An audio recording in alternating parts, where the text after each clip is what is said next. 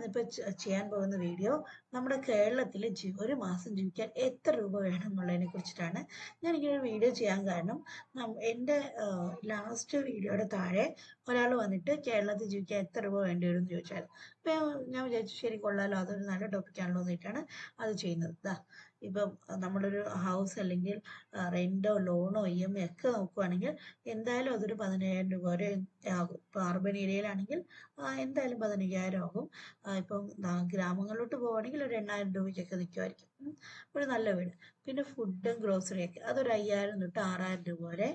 പിന്നെ ഇലക്ട്രിസിറ്റി വരുമ്പോഴത്തേക്കും അത് ഒരു മാസത്തെ 1,500 തൊട്ട് 2,000 വരെ. അപ്പോൾ അത് പിന്നെ അടുത്ത 2 മാസം കൂടുമ്പോഴത്തേക്കും അത് 4,000 ഒക്കെ ആകാൻ സാധ്യതയുണ്ട്. AC ഒക്കെ ഉണ്ടെങ്കിൽ എന്തായാലും 4,000 ഒക്കെ ആവും.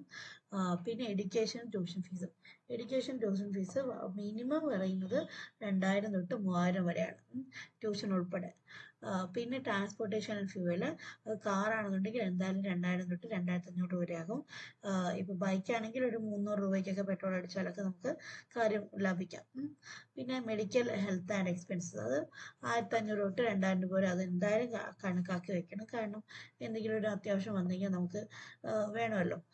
അതേപോലെ തന്നെ അടുത്ത mobile and internet and cable, അതൊരു 1,000, 1,500 രൂപ എന്തായാലും അതാവും. മൊബൈൽ ഒരു 800 രൂപയ്ക്ക് റീചാർജ് അല്ലെങ്കിൽ ഒരു 700 രൂപയ്ക്ക് റീചാർജ്.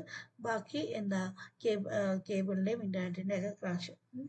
അടുത്ത ക്ലോത്തിങ് ആൻഡ് മിസ്ലേനിയസ്, അത് ക്ലോത്തിങ് തന്നെ വേണം നിർബന്ധമൊന്നുമില്ല. എന്തെങ്കിലും ഒരു നമുക്ക് ആമസോണിൽ നിന്നോ ഒക്കെ എന്തെങ്കിലും ഒരു സാധനമൊക്കെ വാങ്ങിക്കണം എന്ന് തോന്നിക്കഴിഞ്ഞാൽ അതിന് വേണ്ടിയിട്ടുള്ളത്, അതിനൊരു 1,000, 1,500. പിന്നെ അതുപോലെ സിനിമ കാണാനൊക്കെ ആണെങ്കിലും ആ ഫണ്ട് നമുക്ക് ഉപയോഗിക്കാം.